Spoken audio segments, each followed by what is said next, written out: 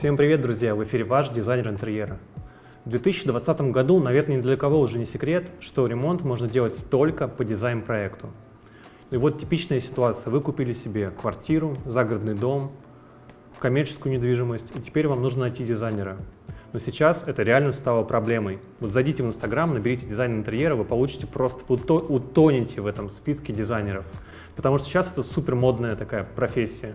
Как в 90-е годы все бежали становиться юристами, адвокатами, какими-то бухгалтерами. Сейчас у нас все решили стать дизайнерами. Потому что создается, наверное, впечатление, что это какая-то суперлегкая профессия, при этом она приносит очень большие деньги. Ну, ладно, я не буду ничего комментировать. Так вот, знакомая рассказала историю, что, говорит, у меня подружка была, она сначала торговала конфетами, потом какой-то электроникой, потом она продавала машины BMW, сейчас она дизайнер интерьера. То есть многие стоят перед выбором, серьезным выбором, кем им стать. Дизайнером интерьера или, может быть, каким-то ведическим гуру, может быть, тарологом или еще кем-то из новомодных людей. А стать дизайнером интерьера очень легко. Вы прошли какие-то 2-, 3-, 4-недельные курсы, и вот вы уже дизайнер. Надо просто это заявить. Не надо уже учиться 5-6 лет на дизайнера, получать высшее образование, заканчивать художественную школу, уметь рисовать. Это никому не нужно. Достаточно сказать: я дизайнер интерьера. Так вот, как отличить вот таких непрофессиональных дизайнеров от настоящих? Давайте разбираться вместе. Я составил 5 важных правил, которые помогут вам выбрать своего дизайнера. Погнали!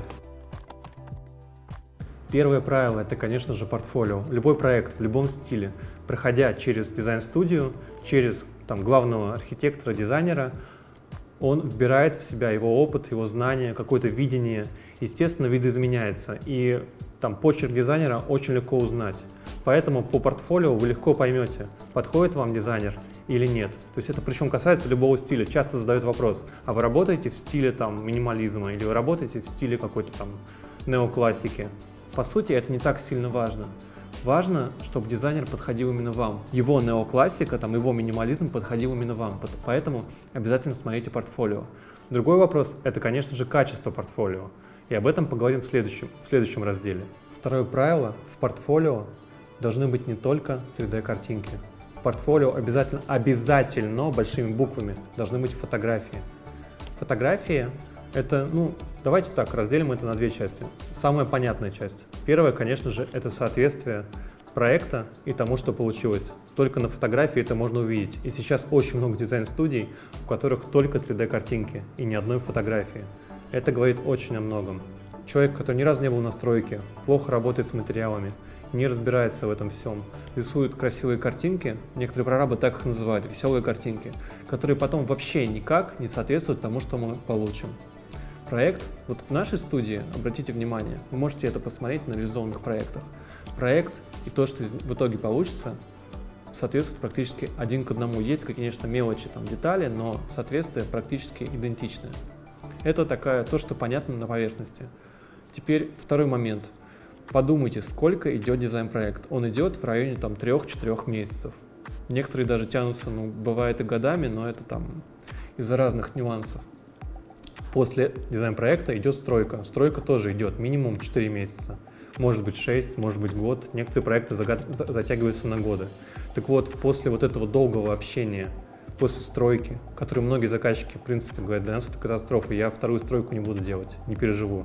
Так вот, после этого долгого промежутка времени, если у дизайнера остались хорошие отношения с заказчиком, и заказчик пустил к себе домой дизайнера сделать фотосессию, это очень о многом говорит. Это говорит о очень высоком уровне дизайнера. Кроме того, сейчас еще появилась возможность делать видеообзоры. Я как это делал сначала? Сначала просто делал фотосессии объектов и параллельно еще что-то немножко снимал на камеру. Так вот, сейчас мы делаем полноценную съемку, и это гораздо более качественно рассказывает об объекте. Это не просто мертвые картинки, декорированные, украшенные декоратором. Это полноценное погружение в объект, и вы видите все детали, все мелочи, и это очень много говорит о дизайнере. Есть еще один важный момент, на самом деле. Сейчас очень много инфо-цыган, очень много всяких курсов, как стать дизайнером за 3 недели. И обратите внимание, то, что если человек красиво говорит, это не значит, что у него хороший дизайн. Так же, как и хороший дизайнер не обязательно должен красиво разговаривать. Это такое немножко философское замечание, но оно на самом деле очень важное. Подумайте об этом. Идем дальше. Третье правило – это стоимость дизайн-проекта. Многие подходят такой в бизнес-стиле, да, то есть берут там 10 предложений, откидывают 3 самых дешевых, 3 самых дорогих, и потом выбирают из тех, что остались. Ну, у меня совсем другое видение дизайна, конечно же. Я не считаю это каким-то там бизнес-проектом. Для нас это все-таки творчество, и стоимость — это такая, на самом деле, сложная тема. О ней написано, ценообразование написано там сотни книг, и вот за короткий ролик мы не сможем все это охватить. Но могу сказать так, с чем связана стоимость? Во-первых, стоимость связана с опытом. Чем больше человек знает решений, чем больше он занимается там интерьерами, тем вероятнее, что он сделает вам именно то, что поможет вам и сэкономит ваши деньги. Поэтому экономить, наверное, на дизайн-проекте, я бы не стал. Второй момент.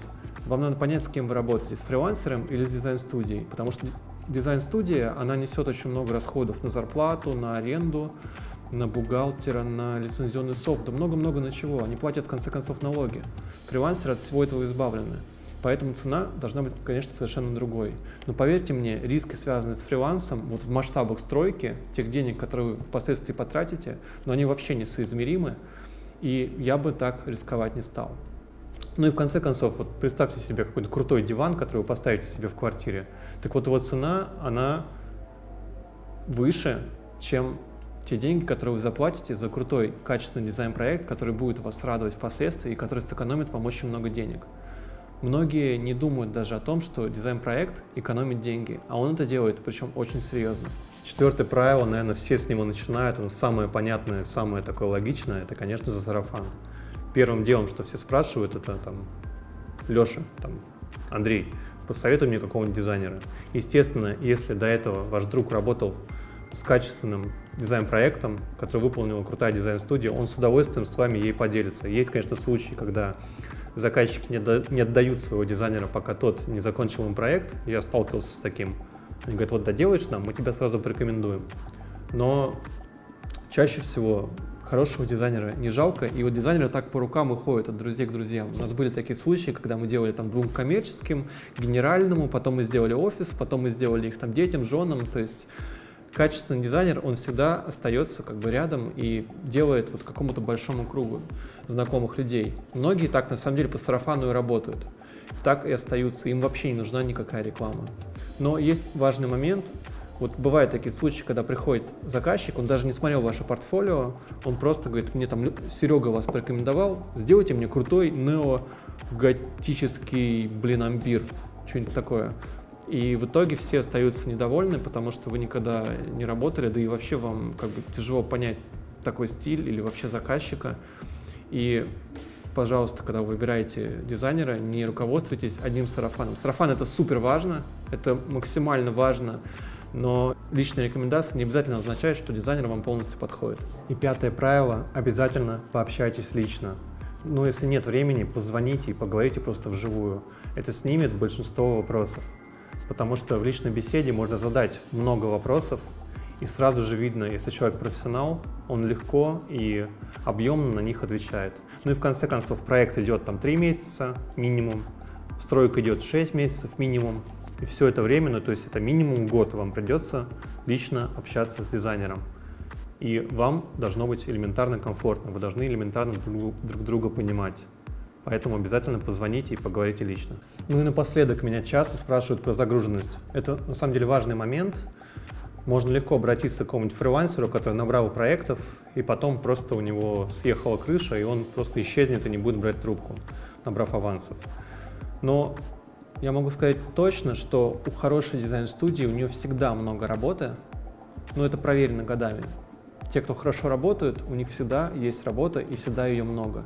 И ожидать того, что дизайнер, который качественно делает дизайн-проекты, такой сидит дома и ждет именно вас, когда же вы ему позвоните и закажете у него проект. Конечно же, так не бывает. И приготовьтесь, если вы хотите реально крутой, хороший проект, хороший результат, то приготовьтесь немножко подождать. Надеюсь, видео будет для вас полезным, и вы найдете именно своего дизайнера интерьера. Если было интересно, то ставьте лайк. Чтобы не пропустить следующее видео, подписывайтесь на канал. Ну и главное сейчас, не болейте. Пока-пока.